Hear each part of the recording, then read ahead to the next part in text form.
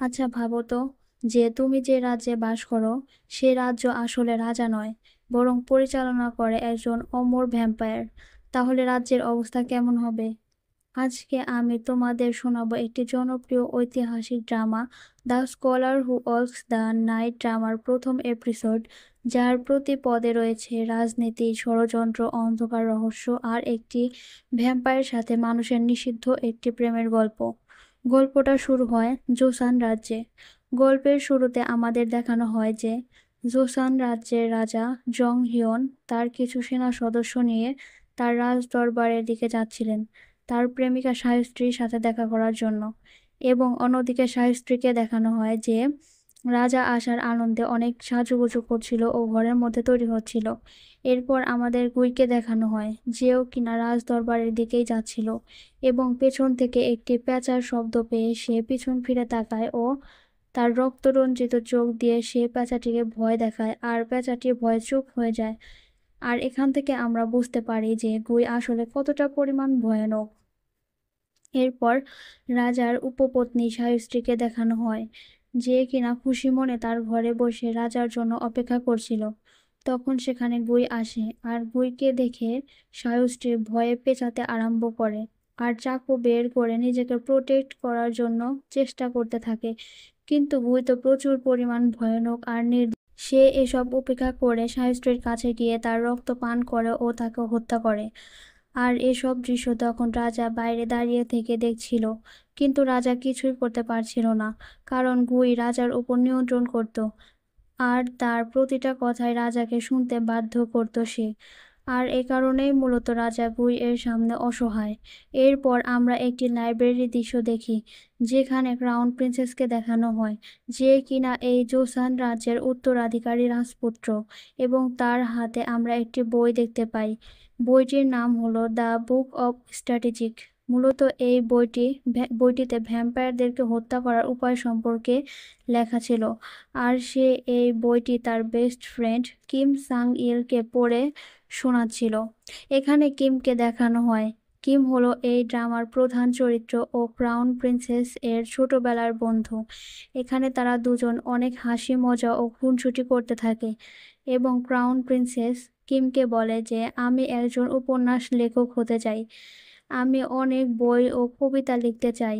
এবং কিম বলে, বেশ তো, তাহলে আমি তোমার প্রতিটা বই পড়তে চাই। এরপর কিম তাকে বলে, এখন আমাদের চলে যাওয়ার সময় হয়ে গিয়েছে। এই বলে সে লাইব্রেরি থেকে চলে যায় ও পিছন পিছন ক্রাউন প্রিন্সেস আসতে থাকে।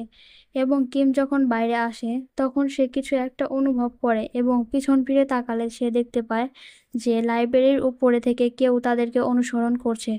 কিন্তু সে এ বিষয়ে প্রিন্সেসকে কিছুই জানায় না। দুজনে সেখান থেকে চলে যেতে থাকে আর সেই সৈন্যদল তাদেরকে অনুসরণ করে তাদের পিছু নিতে থাকে। এরপর মাঝ রাস্তায় গিয়ে কিম ঘোড়ার পিঠ থেকে নেমে তাদের সাথে লড়াই করতে থাকে এবং লড়াইয়ের এক পর্যায়ে সে সেনা সদস্যদেরকে পরাস্ত করে। আর তারপর কিম যখন সেনা সদস্যদেরকে মারতে যাবে তখন সেখানে ক্রাউন প্রিন্সেস আসে ও কিমকে থামিয়ে দেয় আর সেনা সদস্যদেরকে প্রশ্ন করে যে তাদেরকে কে পাঠিয়েছে। তখন সৈন্যরা বলে তাদেরকে রাজা পাঠিয়েছে, কারণ রাজা আপনার সাথে দেখা করতে চায় ও আপনাকে নিয়ে যেতে বলেছেন। ক্রাউন প্রিন্সেস তাদেরকে বলে, ঠিক আছে তোমরা যাও, আমি পরে আসছি। তখন সেনা সদস্যরা সেখান থেকে চলে যায়। এরপর ক্রাউন প্রিন্সেস ও কিমকে দেখানো হয়, যারা রাজপ্রাসাদের সামনে এসেছিল এবং অনেক গল্প করছিল। তখন প্রিন্সেস কিমকে বলে যে আমি ভাবছি আমার পরের গল্পটা একটি প্রেম কাহিনী নিয়ে লিখব। তখন কিম বলে, ঠিক আছে, তাহলে আমি অবশ্যই তোমার সেই বই পড়ব। তখন কিম প্রিন্সেসকে প্রশ্ন করে যে তুমি কি বুঝতে পারছো যে রাজা তোমাকে কেন ডাকছেন? কিম তখন বলে, হতে পারে জন্মদিন উপলক্ষে। আমি তাকে বলেছিলাম আমি তার জন্মদিনে আসবো না, এজন্যই হয়তো সে আমাকে নিতে পাঠিয়েছেন। এরপর সে কিমকে বলে যায় যে তুমি যাও আর গিয়ে তোমার হবু স্ত্রী মিয়ংহির সাথে দেখা করো। এটা বলে প্রিন্সেস চলে যায় আর কিম মৃদু মৃদু হাসতে থাকে মিয়ংহির কথা ভেবে। এরপর আমাদের কিমের পরিবারকে দেখানো হয়, যেখানে কিম এর বাবা মা ও একটি মেয়েকে দেখানো হয়। এই মেয়েটির নাম হচ্ছে মিয়ংহি। এর সাথেই হলো কিমের বিয়ে ঠিক হয়ে আছে। এখানে কিমের বাবা মায়ের কথাবার্তার এক পর্যায়ে বোঝা যায় যে কিমের মা মিয়ংহি ও কিমের বিয়েতে একদমই রাজি নয়। কারণ কিমের মা মিয়ংহিকে একদম ছোটবেলা থেকেই তার কাছেই বড় করেছেন, আর তিনি কখনো চায়নি যে মিয়ংহির সাথে তার ছেলের বিয়ে হোক, আর এ কারণেই তিনি একদমই খুশি নন। কিন্তু কিমের বাবা এখানে রাজি ছিলেন।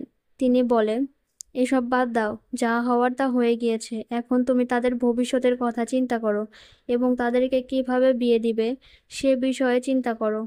আর তখনই কিমের মা বলে ওঠে, আমি কখনো ভাবিনি যে আমি ছোট থেকে যাকে বড় করেছি তার সাথে একদিন আমার ছেলের বিয়ে হবে। তখন সেখানে কিম আসে ও ঘরের বাইরে থেকে বলতে থাকে যে, মা, আমি এসেছি। এখানে কিমের কণ্ঠ শুনতে পেয়ে মিয়ংহি ঘরের বাইরে চলে আসে এবং অনেক খুশি হয়ে যায়। আর কিম ও মিয়ংহি একে অপরকে দেখে অনেক ব্লাশ করতে থাকে। তখন সেখানে কিমের মা চলে আসে এবং তাদেরকে যার যার ঘরে গিয়ে ঘুমাতে বলে।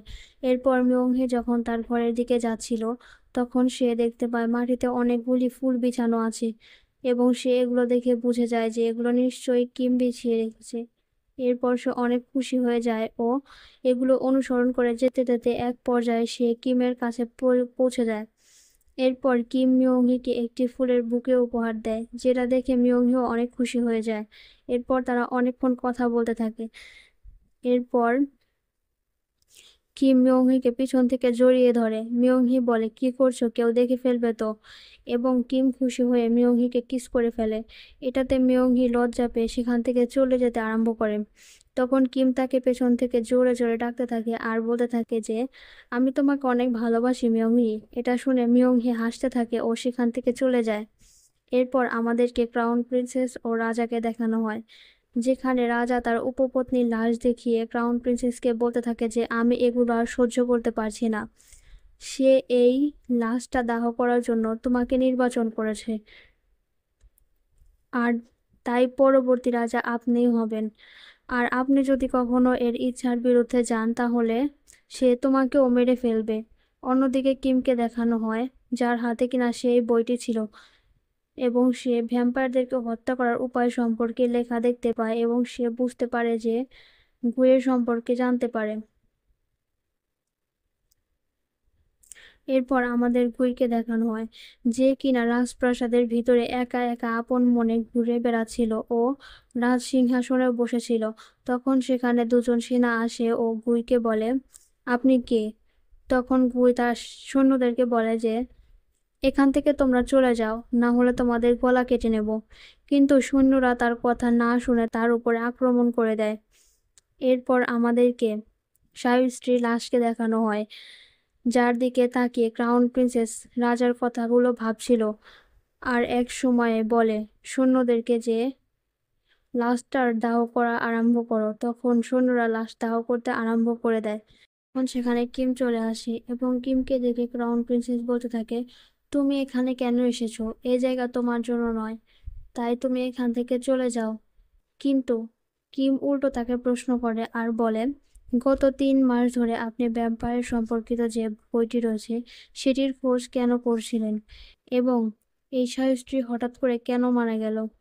আর মৃত্যুর কারণ না জেনে আপনি তার অন্তিম সংস্কার করছেন কিভাবে?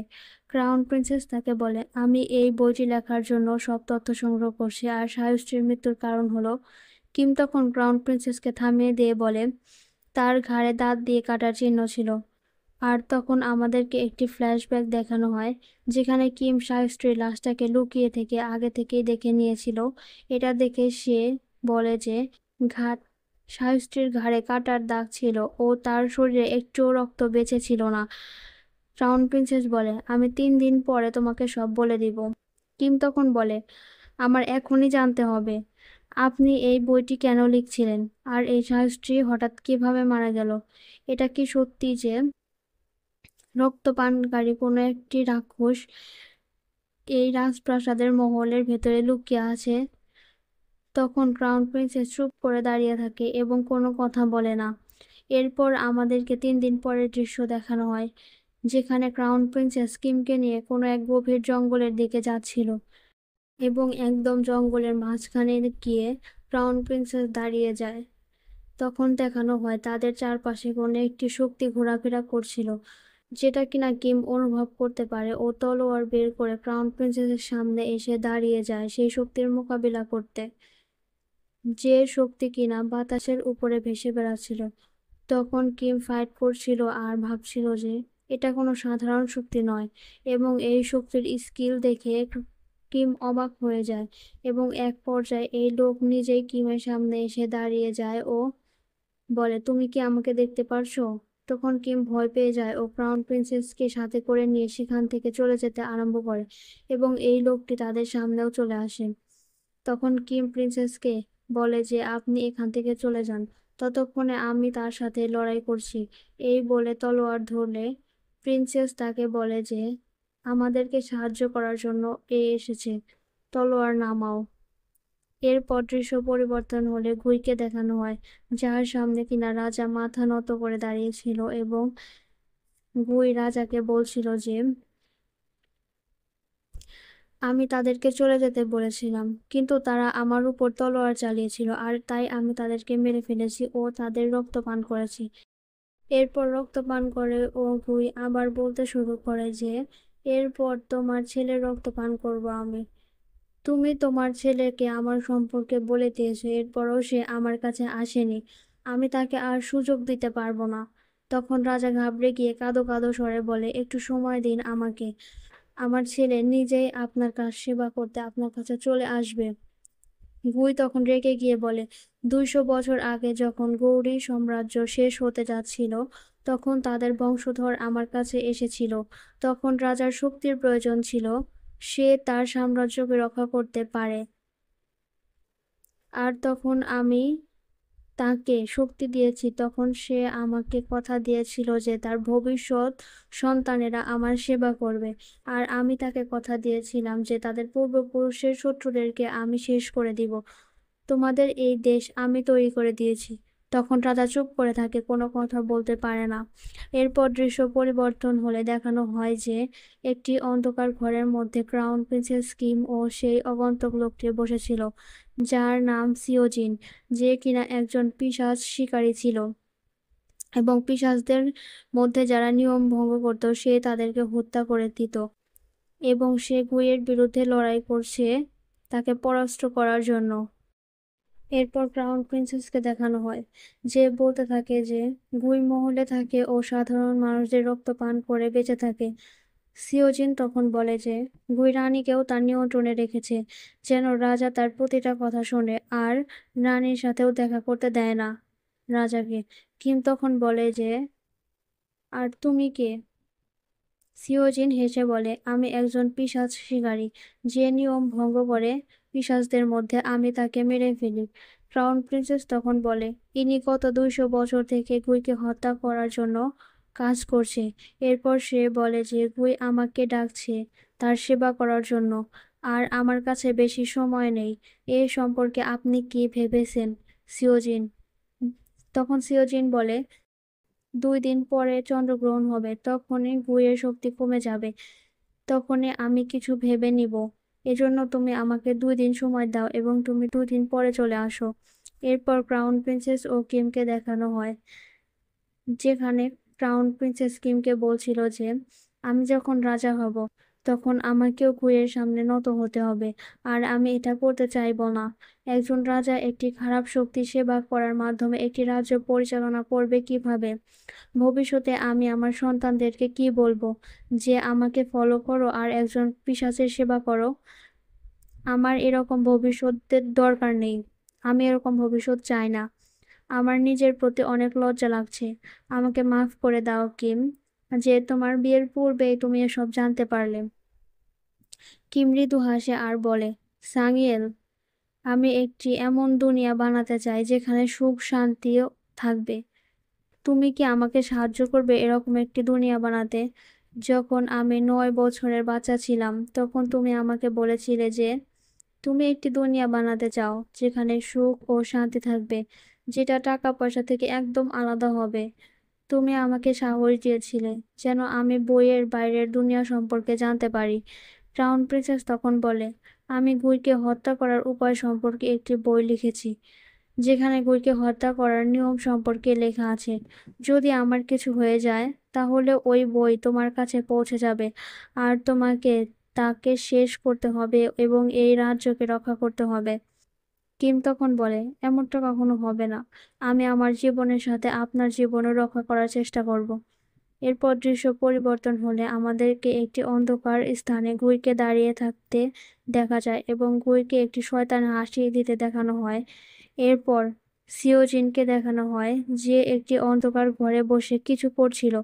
তখন সেখানে পেছন থেকে গুই আসে আর এক ঝটকায় সিওজিনকে বাইরে পাঠিয়ে দেয়। আর সেও বাইরে এসে বলে, তোমার মতো কম শক্তিওয়ালা পিশাচদেরকে কেমন করে হত্যা করতে পারি আমি, বলো? আমাকে মেরে তোমার কি লাভ হবে একটু বলবে?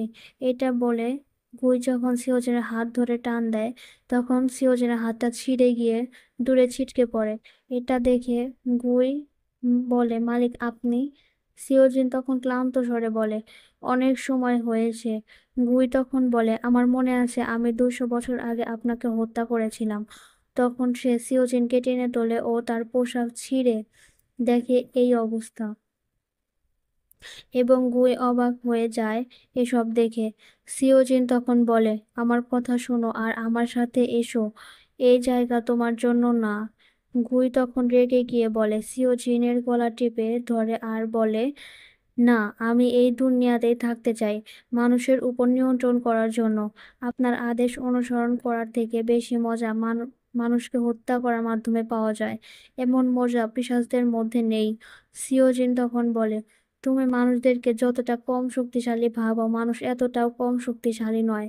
তোমার মৃত্যু এই মানুষের হাতেই হবে। গুই তখন বলে, আপনি কেমন মৃত্যু পছন্দ করবেন একটু বলবেন মালিক? এই বলে সিওজিনের পকেটে থাকা ছুরি দিয়ে সিওজিনকে গুই হত্যা করে ফেলে। তো এই ছিল আমাদের আজকের ড্রামা হু ওয়ালস দ্য নাইটের এপিসোড 1। আশা করি ভিডিওটা ভালো লেগেছে। পরের এপিসোডের গল্প জানতে চাইলে অবশ্যই চ্যানেলটা সাবস্ক্রাইব করে পাশে থাকুন।